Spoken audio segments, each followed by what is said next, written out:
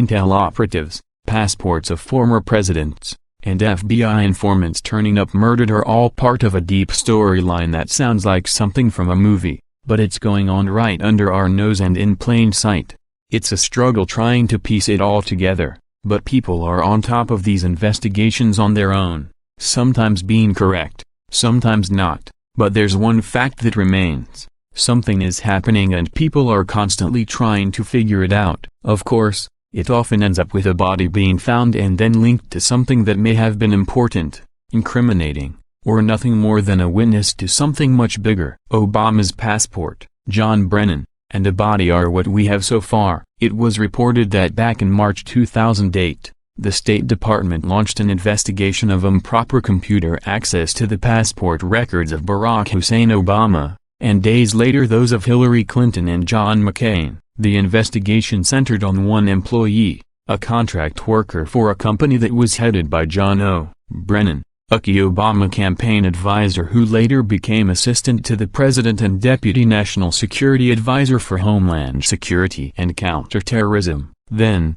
a month later, the key witness in this case was murdered. Lieutenant Sick Quarles Harris, Jr., 24, was shot in the head in his car, in front of his church. During the 2008 presidential election, I ran a number of stories at my website, atlasshrugs.com, on the breach of Obama's passport. Fast forward to 4 years later, and there is no new information. Why is this MR case not being pursued? Who at the State Department is covering up Obama's passport breach? Lieutenant Harris told federal investigators before he was murdered that he received passport information from a co-conspirator who works for the U.S. Department of State. What became of the co-conspirator? Why wasn't he or she brought to trial? I always thought that the perpetrators rifled through Clinton's and McCain's files to make it look as if they were looking for dirt on all three, but that it was Obama's passport records that they were actually interested in accessing. Thus,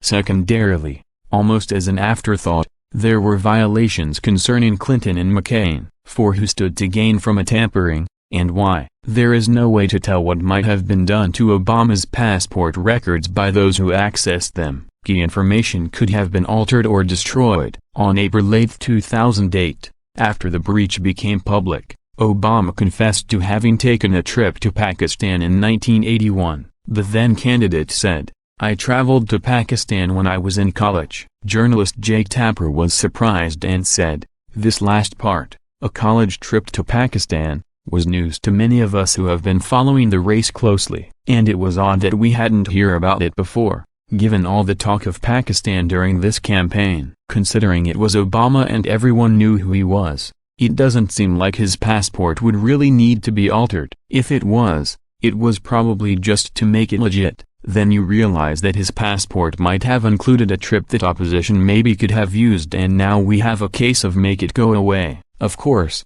there is the fact that if Obama was on a trip in college, then why would anyone care? That's a big question in and of itself. What was there to gain by knowing that some guy named Barack went to Pakistan? Was it because there may have been a violation or crime in the form of a passport breach? Did Obama confess to this trip, which he doesn't mention in either of his autobiographies, because of the passport breach? While the oft-repeated charge that Americans were forbidden to travel to Pakistan in 1981 appears to be false, questions remain about why Obama took the trip at all, and what he did there. Indian counterterrorism expert Bayakutumbi Raymond asked pointed questions about this trip. Why did he keep mum on his visit to Pakistan till this question was raised? Has he disclosed all the details regarding his Pakistan visit? Was it as innocuous as made out by him, to respond to the invitation of a Pakistani friend, or was there something more to it? As I read about Obama's visit to Pakistan in the 1980s,